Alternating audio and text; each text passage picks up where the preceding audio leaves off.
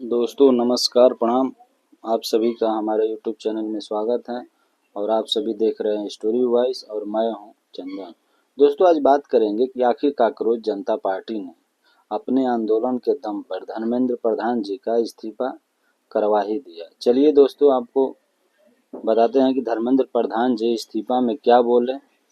और जनता के लिए क्या बोले। दोस्तों इस्तीफा देने के बाद ही केंद्रीय शिक्षा मंत्री धर्मेंद्र प्रधान ने सोशल मीडिया प्लेटफॉर्म एक्स पर अपना नाम बदल दिया है और उन्होंने एक्स पर अपने मंत्री होने का जिक्र को पूरी तरह से हटा दिया है। दोस्तों धर्मेंद्र प्रधान को एक्स पर लगभग 20 लाख से ज़्यादा लोग फॉलो करते हैं, लेकिन दुख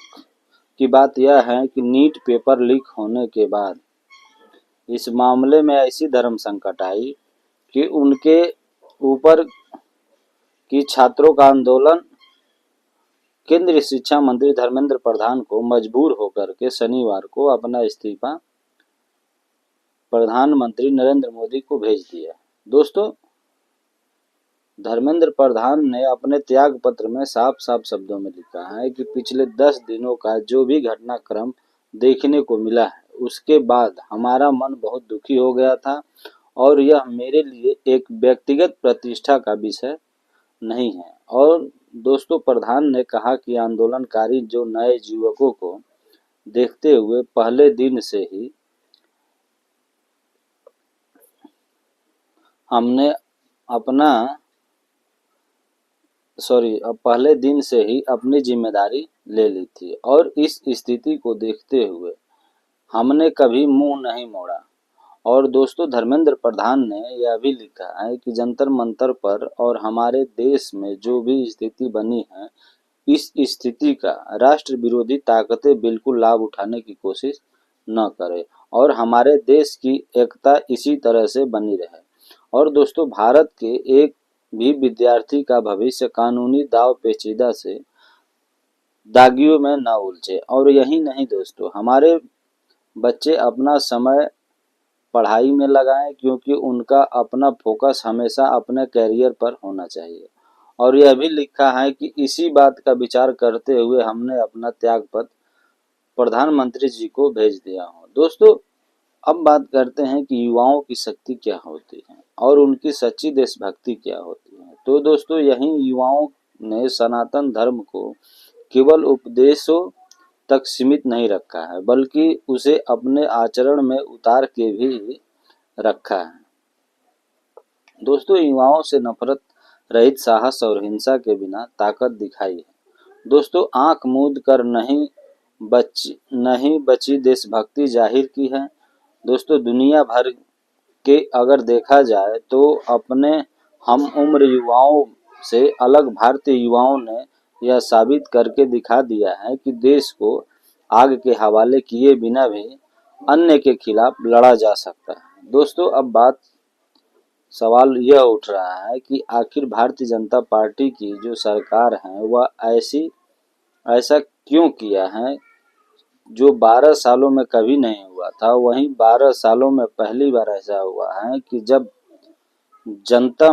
की आक्रोश की सामना करना पड़ा है और उसके वजह से आज किसी कैबिनेट मंत्री को इस तरह कुर्सी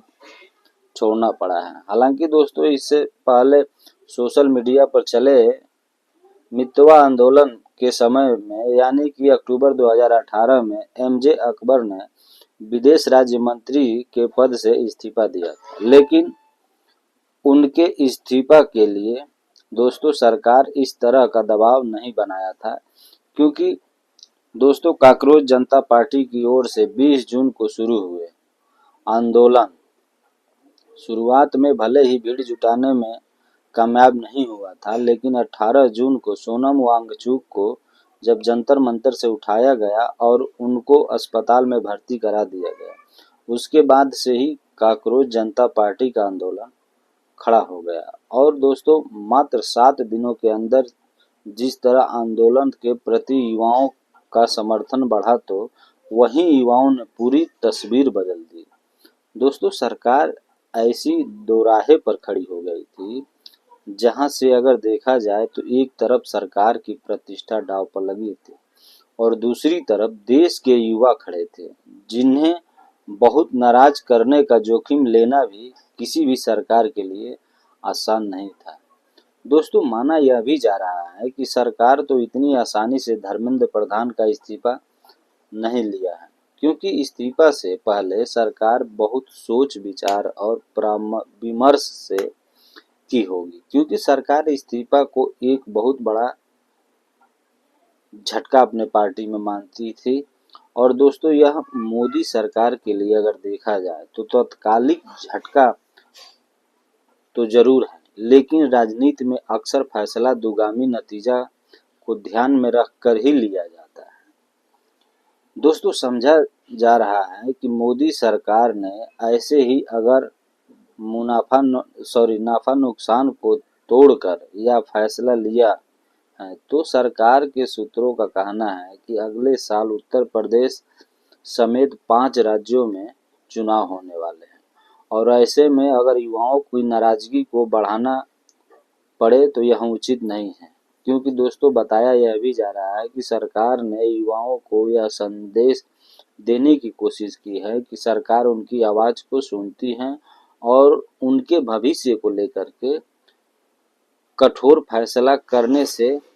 कहीं नहीं कतराती है। दोस्तों, धर्मेंद्र प्रधान उड़ीसा से 6 लाख वोट पा करके जीत कर आए थे और लोकसभा में, और दोस्तों उड़ीसा से ही और ओबीसी समाज से आते भी हैं, और अपने कार्यकाल में इन्होंने भारतीय पाठ्यक्रम में मुगल खानदान की पूरी तरह से इतिहास उड़ा दिए थे, जिसमें अकबर महान नहीं दिखाया गया था। दोस्तों, भारत रत्न बाबा साहेब ज्योतिबा फूले जी की शिवाजी महाराज, वीर महाराणा प्रताप जी, अहिल्याबाई होलकर जी, महाराजा सूरजमल जी, धन सिंह कोतवाल जी, महाराज सुहेल जी पटेल जी महान है। इसलिए बाबर की औलाद परेशान थी और छात्रों इन सभी को महान दिखाया गया था, इसीलिए ये लोग विरोध में खड़े हो गए थे और छात्रों के आंदोलन की आड़ में इनका शिकार करना चाहते थे। और दोस्तों, शिक्षा व्यवस्था में यही बदलाव होने के कारण से धर्मेंद्र प्रधान जी को इस्तीफा देना पड़ा, क्योंकि हमारे भारत को जिन राजाओं का नाम आप सभी के सामने लिए हैं वह वीर योद्धा है,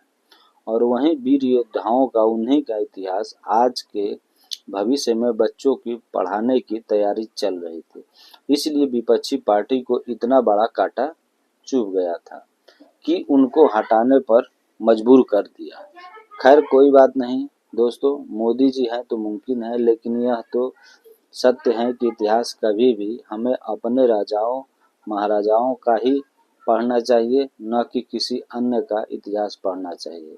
क्योंकि इसमें क्या मतलब है, कोई अन्य महान है क्या है, हमसे क्या मतलब है।